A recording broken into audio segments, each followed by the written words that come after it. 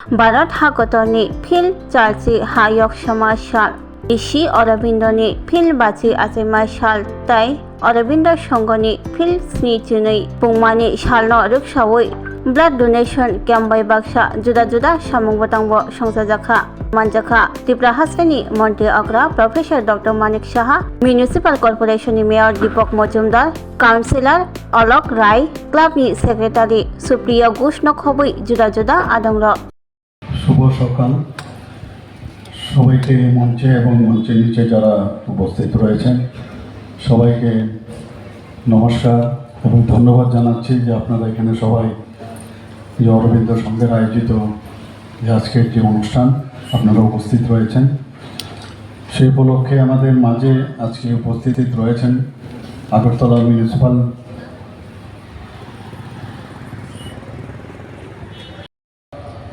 যে অরবিন্দ সংঘ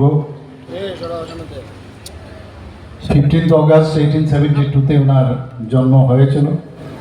তাহলে আজকে এটা 154তম জন্মশতবার্ষিকী এবং সেইটাকে সামনে রেখে এখানে রক্তদান শিবিরের আয়োজন এবং তার আগেও এখানে সেক্রেটারি মহোদয় বললেন যে বিভিন্ন ওনারা কর্মসূচি নিয়েছেন।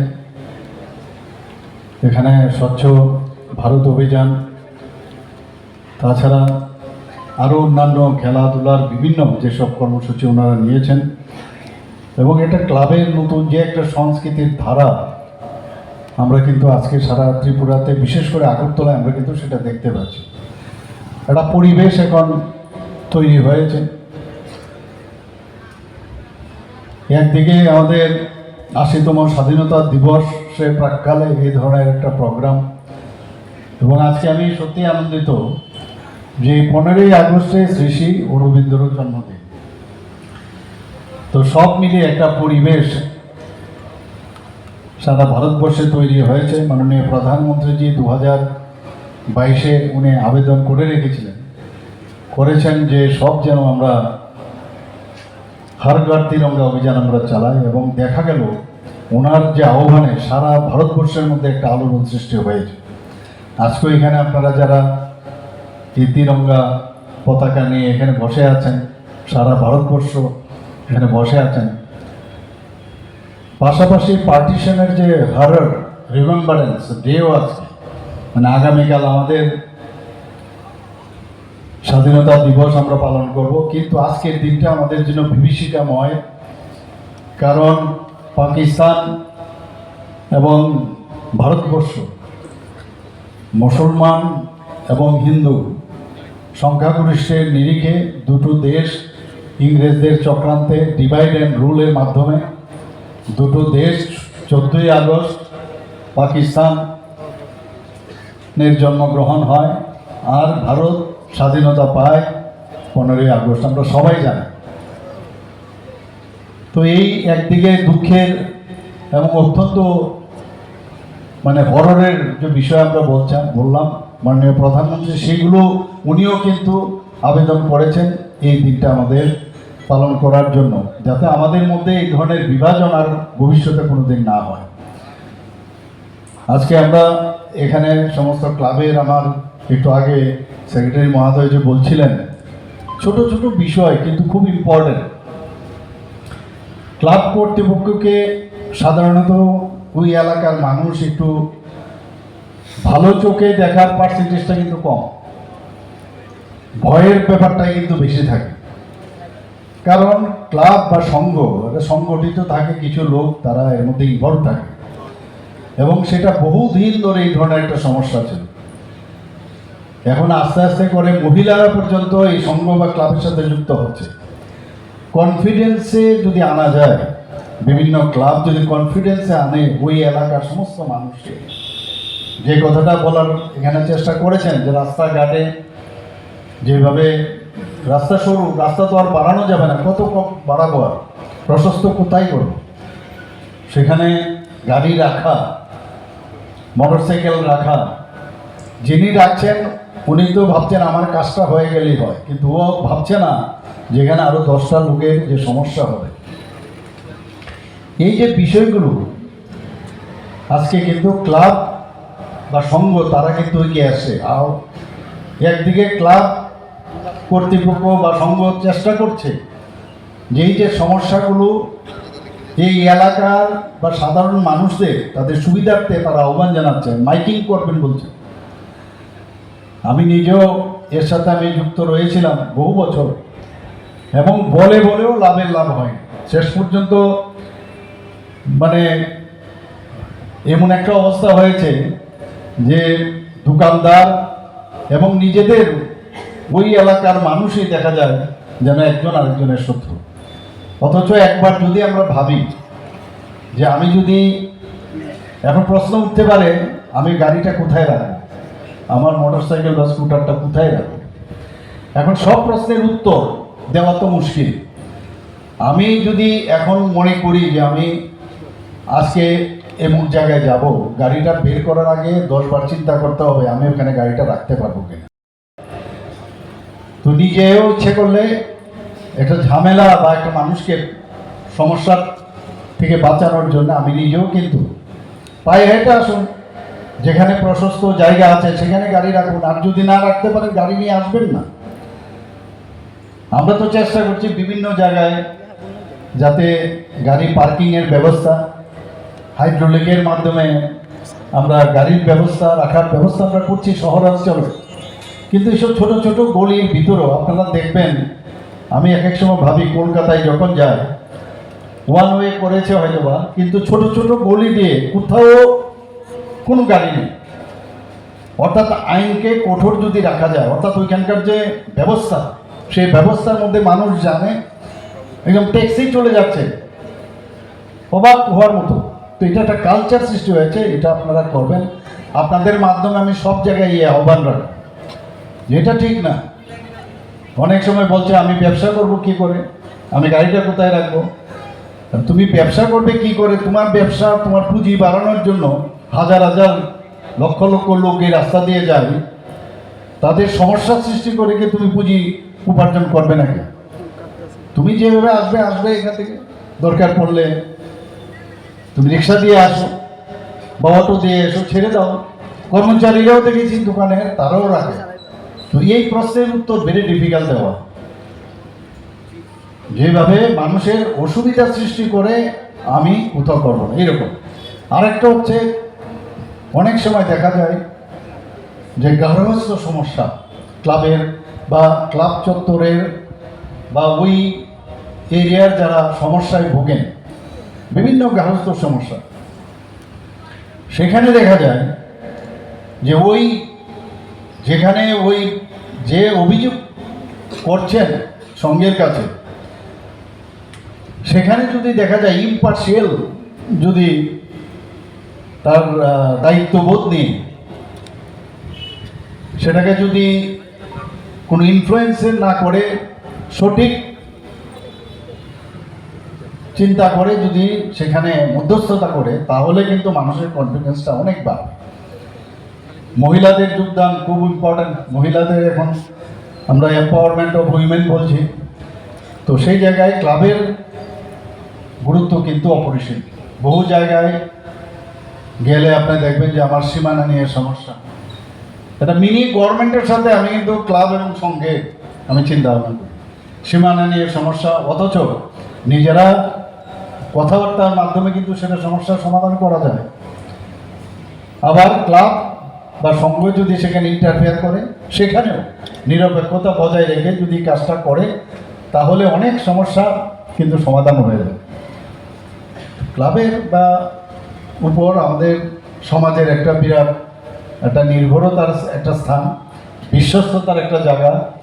যে ক্লাব, অনেক ক্লাবের নাম শুনবেন, আরে তো সাংঘাতিক অবস্থা। তো সেখানে গায়ের জোর ব্যবহার না করে কথাবার্তার মাধ্যমেও কাজটা করানো হচ্ছে সবচেয়ে বড়। মাঝে মাঝে চেক অ্যান্ড ব্যালেন্সের মাধ্যমেও কিন্তু অনেক কাজ করা যায়, এবং এগুলো তবেই সম্ভব হবে। বিভিন্ন যে সমস্যাগুলো আসে, সেই সমস্যাগুলো যদি সমাধান হয়, সেগুলো তখনই হবে যখন কনফিডেন্সটা ডেভেলপ করবে। সরকারের যেমন কনফিডেন্স ডেভেলপ করবে, যে সাধারণ মানুষের কনফিডেন্স যত বেশি ডেভেলপ হবে, সরকারের প্রতি মানুষের বিশ্বস্ততা বাড়বে, তবেই সেটা সম্ভব হবে। এখানে আমরা দেখেছি যে উপর যদি ঠিক থাকে, হেড অফ দ্য স্টেট যদি ঠিক থাকে, হেড অফ দ্য কান্ট্রি যদি ঠিক থাকে, বা তার যে ওনার যে সহায়তার যে হাত যারা রয়েছেন, ক্যাবিনেট মিনিস্টার বা অন্যান্য যারা আছেন, তারা যদি ঠিক থাকে তবে সাধারণ মানুষও ঠিক থাকবে। এখন আমি যদি বলি যে আগামী দিন আমাদের সবাই মিলে আন্দোলনের নামে জঙ্গি আন্দোলন করতে হবে, তাহলে তো মুশকিল। তো জঙ্গি আন্দোলন যদি করে তাহলে তো সেই আবার ওই আমাদের মাননীয় গৃহমন্ত্রীজি যে নিকেশ করেছে এখন ছত্তিশগড়ে, সেই বিশেষগুলো চলে আসে এখানে। এদের ইতিহাস আমরা দেখি, এবং সারা 35 বছর এবং এর আগেও যারা কংগ্রেসের যারা রাজত্ব করেছে একটা অস্থিরতার পরিবেশ তৈরি করেছে। যখন এই মাওবাদীদের খতম করলো তখন বলছে আরে ওদের কিভাবে খতম করলো, ওদের সাথে আলাপ আলোচনা করা উচিত, গাত্রদাহ হচ্ছে। তো এই ধরনের যে মানসিকতা, যেখানে এই অস্থিরতা সৃষ্টি করা, এদের থেকে মানুষ অন্তত ত্রিপুরাতে মুক্তি লাভ করেছে। এদেরকে আর কোনো অবস্থায় 1 ইঞ্চি জমিও তাদের ছাড় দেওয়া উচিত নয়। কোন জায়গায় এই জঙ্গি আন্দোলন করা যায় এবং জঙ্গি মানসিকতা নিয়ে আন্দোলন করতে হবে। তো জঙ্গির সাথে ন্যাচারালি জঙ্গিপনা কাদের বলে, সেখানে তো আবার অস্ত্র শস্ত্রের বিষয় আসে, এবং এই অস্ত্রের যে ঝংকার সেগুলো কিন্তু ক্লাবের মধ্যেও কোনো এক সময় ছিল। এক ক্লাব আরেক ক্লাবকে তাদের জায়গা বাড়ানোর কারণে এবং সম্মানকে বা অসম্মান যেটাই বলুক সেটাকে ইলিগেল ওয়েতে স্থাপন করার জন্য যে অস্ত্রের ঝংকার ছিল, বহু মানুষ আমরা হারিয়েছি। তো head of the state, head of the country যখন এই ধরনের চিন্তা ভাবনা, এই রাজ্যের দেশের এই অবস্থা থাকে। আমরা বারবার বলছি আমরা কোনো অবস্থায় হিংসায় আমরা বিশ্বাস করি না। মানুষের গণতন্ত্রের অধিকার আছে, গণতান্ত্রিক অধিকার নিয়ে যাদের বক্তব্য থাকবে, একটা কনস্ট্রাকটিভ কথাবার্তা বলবে, নিশ্চয়ই আমরা সেটা দেখব। তো আজকের এই রক্তদান শিবির, আপনাদের যে এই উদ্যোগ আপনারা নিয়েছেন, আমি আপনাদেরকে স্বাগত জানাচ্ছি। যারা রক্ত দিতে এসছেন তাদেরকেও আমি ধন্যবাদ দেব। এবং আমরা জানি যে রক্ত ত্রিপুরা রাজ্যে আমাদের রক্তের পরিমাণ কত, বেশি রক্ত আপনি রাখতে পারবেন না, এটা বেশি দিন রাখা যায় না, তারও একটা নির্দিষ্ট সময় আছে, আদারওয়াইজ সেলগুলো মারা যায়। তো সেখানে আমাদের রক্ত সঞ্চালন পর্ষদ যে আছে তারা মনিটর করে কোথায় কত রক্ত দরকার, কোন ব্লাড ব্যাংকে কত রক্ত দরকার, সেইভাবে রক্তগুলো কালেকশন করা হয়। আমাদের এখানে যারা পুরুষরা আছেন তারা 18 থেকে 60 বছর পর্যন্ত রক্ত দিতে পারে। যারা নিয়মিত রক্ত দেয় তারা 65 ইয়ার্স পর্যন্ত দিতে পারে। মহিলারা 4 বছর পর দিতে পারে। আজকাল মহিলারা বহু জায়গায় রক্ত দেয়। আমরা যদিও জানি যে রক্তের গ্রুপ 4টা গ্রুপ হয়, সেটা এখন বলতে গেলে 8 গ্রুপ হয়। যদি আমরা RH নেগেটিভ আমরা ধরি তাহলে AB O বা AB প্লাস এই 4টা যে গ্রুপ আছে সেটাকে যদি আমরা নেগেটিভ ধরি তাহলে 8টা গ্রুপ। এবং এই যে নেগেটিভ ব্লাড সেটা পপুলেশনের 15% মাত্র, খুব কম পাওয়া যায়। কাজে তাদের লিস্ট করা কোন কোন এরিয়ার মধ্যে যারা আছেন নেগেটিভ ব্লাডের কারা আছেন, কারণ যিনি দেবেন ওনারও কিন্তু কোনো এক সময় প্রয়োজন লাগতে পারে। আজকে আমাদের ত্রিপুরাতে ব্লাড ব্যাংক এতগুলো আমরা করেছি, 14টার মতো করেছি, 12টা সরকারি আর 2টো বেসরকারি, আরও অনেক করার ইচ্ছে আছে এবং চেষ্টাও করছি। এখানে আগে হোল ব্লাড দেওয়া হতো, এখন ব্লাড সেপারেশন করা যায়, যেখানে আরবিসির দরকার আরবিসি, প্লেটলেট দরকার প্লেটলেট, প্লাজমা দরকার প্লাজমা। একজন মনুষ্য ব্যক্তিকে, একজন মানুষ যখন রক্ত দেয়, বিভিন্ন ধর্ম ভেদাভেদের ঊর্ধ্বে উঠে, জাতপাতের ঊর্ধ্বে উঠে গিয়ে একজন রক্ত যখন দেয় এবং যখন যে রক্ত গ্রহণ করে, সে কিন্তু যিনি দেন ওর মধ্যেও কিন্তু একটা আত্মতৃপ্তি হয় যে আমি কোনো মানুষের একটা মুমূর্ষু ব্যক্তিকে আমি বাঁচিয়েছি। আর যিনি গ্রহণ করেন ওনার মধ্যেও কিন্তু একটা, আমি বলবো যে একটা ঐশ্বরিক একটা চিন্তা ভাবনা আছে, আমি কার রক্ত, এটা কি হিন্দুর রক্ত না মুসলিমের রক্ত না বৌদ্ধের ধর্ম শিখ সম্প্রদায়ের রক্ত, কেউ জানেন না, ওনার শরীরে রক্ত যায়। মানবতার উপরে আর কোনো কিছুই হতে পারে না। সামাজিক সংগঠনের যে এইসব উদ্যোগ, রক্তদান শিবির, যে মানব সেবা এবং মানবতা, আমার মনে হয় যে এটা একটা, এই আজকে অরবিন্দ সংঘ যে একটা উজ্জ্বল এবং মহান নিদর্শন ওনারা দেখিয়েছেন। আজকে আমরা জানি যে রক্তে সায়েন্স এত বেশি সামনের দিকে এগিয়ে গেছে, তারপরেও কিন্তু রক্ত কিন্তু আর বানাতে পারেনি। কিছু কিছু রেখে দিয়েছে নিজের হাতে, যে সব কিছু তোমার হাতে দিয়ে দিলে তাতে কেউ তো ঈশ্বরকে স্মরণই করবে না। এই কারণে এই রক্তও কিন্তু এখন পর্যন্ত, আমি জানি না আগামী দিন কি হবে, রক্ত কোনো সায়েন্টিস্ট এখনো পৃথিবীর মধ্যে বানাতে পারেনি। আর রক্ত যারা দেয় তাদের এই যে ভুল ধারণাও কিন্তু এইসব রক্ত দেওয়ার মাধ্যমে অনেক শিক্ষারও কিন্তু বিষয় রয়েছে। রক্ত যত বেশি, রক্ত যখন দেয় তার হার্ট অ্যাটাক বা স্ট্রোকের মতো যে ব্যবস্থা সেগুলো কিন্তু কম হয়, কারণ আয়রনের সংখ্যাটা অনেকটা কমে যায়। তাতে করে তার যে হার্টের প্রবলেম বা হার্ট অ্যাটাক, হার্ট ব্লক হওয়া, এগুলো কিন্তু অনেকটা কম হয়। আজকে আমরা, আমার মনে হয় যে কোনো সচেতন নাগরিক তাদের এটা দায়িত্বের মধ্যে পড়ে যে আমার নিয়মিত রক্ত আমাদের দেওয়া উচিত। আর বিপদের সময় যখন মানুষ এগিয়ে আসে, এবং এটা আপনার সুযোগ, জীবনে আপনি জন্মগ্রহণ করেছেন not for your self, for others, এই যে বিষয়টা যে আমি মানুষের কাজে যদি আসি, তাহলে আমার মধ্যে, আমি যে কারণে জন্মগ্রহণ করে যে আমার নিজেরটা থাকবেই, কিন্তু অন্যের সেবার মানসিকতা সেটা গড়ে উঠবে।